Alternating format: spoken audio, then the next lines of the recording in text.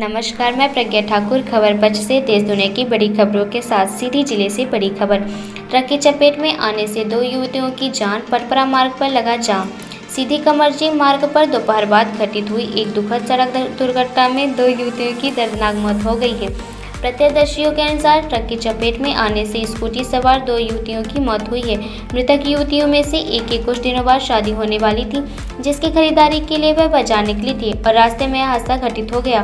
बताया गया है कि कोतवाली थाना क्षेत्र अंतर्गत सीधी पटपरा रोड पर कोतरकला में कमरजी की ओर से आ रहे ट्रक क्रमांक CG 15 AC 5521 की चपेट में आने से स्कूटी सवार लक्ष्मी कोरी, पिता राम सेवक कोरी, निवासी कोतर एवं अमृता कोरी की दर्दनाक मौत हो गई है। मौके पर गुस्साए परिजनों द्वारा जाम लगाया गया है और जिले भर का पुलिस बल मौके पर मौजूद है। सीधी पटपरा मार्ग से भारी संख्या में रेत भरे हाईवा वाहन एवं अन्य भारी भरकम वाहन बेधड़क दिन रात चलते हैं और पुलिस कप्तान के दफ्तर से होते हुए स्पीड में गुजरते हैं। इसके बावजूद इन पर कभी कोई कार्रवाई नहीं होती। आबादी वाला क्षेत्र होने के बावजूद यहाँ पर ना तो कहीं ब्रेकर है, ना ही पुलिस का कोई जवान तैनात रहता है।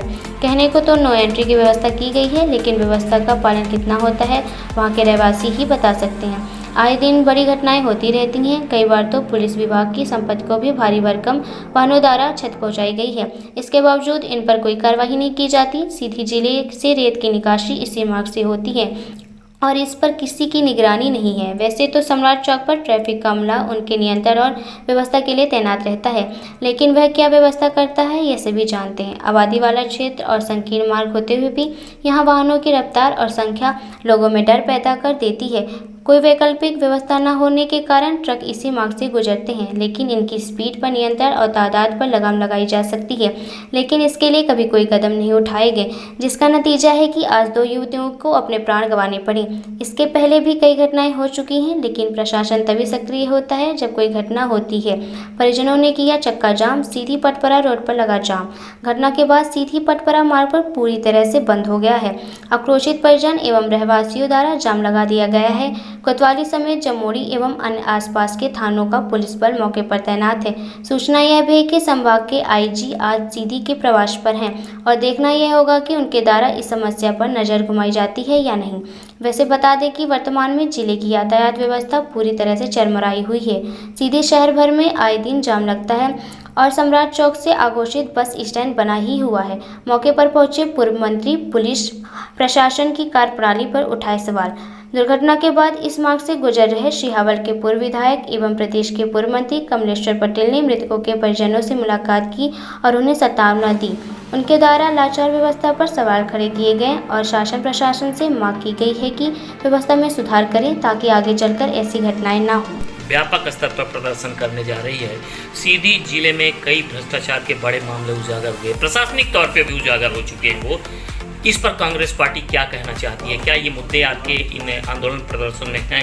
देखिए, ये सारे मुद्दे हमारे ज्ञापन में हैं। भ्रष्टाचार एक बहुत बड़ा विषय है और जिस तरह से सीधी जिले के कई विभागों में लगातार भ्रष्टाचार हो रहा है और अधिकारी अभी भी भ्रष्टाचार करने से कहीं भी मौका लगने पे सुधर नहीं रहे हैं।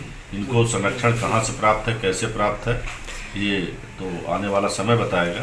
कल ज्ञापन में ये बिंदु जोड़ के महामहिम राज्यपाल के नाम हम लोग भेजेंगे। अध्यक्ष महोदय, आपसे एक अलग हट के कुछ सवाल करना चाहूँगा। अभी हाल ही में कई पदाधिकारी आपके पार्टी छोड़कर चले गए, इस पर क्या कहना चाहेंगे? क्या पार्टी, इनके जाने से क्या प्रभाव पड़ रहा है पार्टी पे? इनकी विश्वसनीयता कार्यकर्ताओं पे एक सवाल खड़ा हो गया है, इस पर क्या कहना चाहेंगे? क्यों ऐसी स्थिति बनी? देखिए, कांग्रेस पार्टी एक बहुत बड़ी पार्टी है और राष्ट्रीय दल है।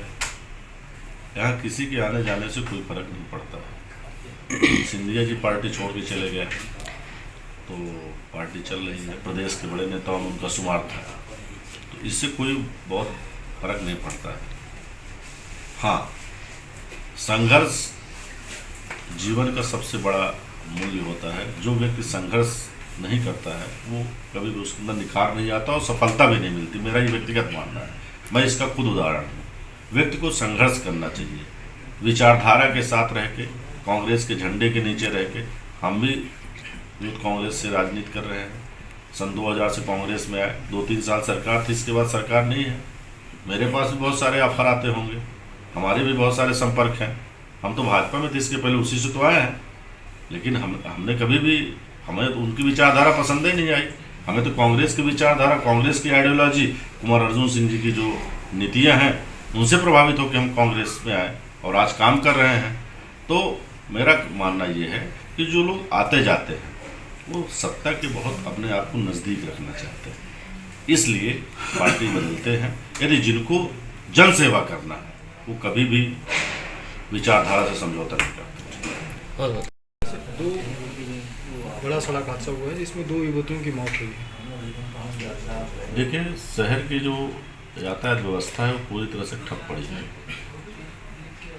ये दुर्घटना जो हुई है ये बहुत ही दर्दनाक है।